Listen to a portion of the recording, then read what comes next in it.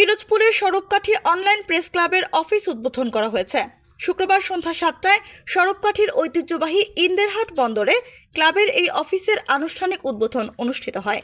অনুষ্ঠানে প্রধান অতিথি ও উদ্বোধক হিসেবে উপস্থিত ছিলেন সরবকাঠি অনলাইন প্রেস ক্লাবের প্রধান উপদেষ্টা প্রফেসর ফজলুল হক। সভাপতিত্ব করেন ক্লাবের সম্মানিত সভাপতি এম ইসলাম জাহিদ এবং সঞ্চালনা করেন সাধারণ সম্পাদক আজিজুল ইসলাম।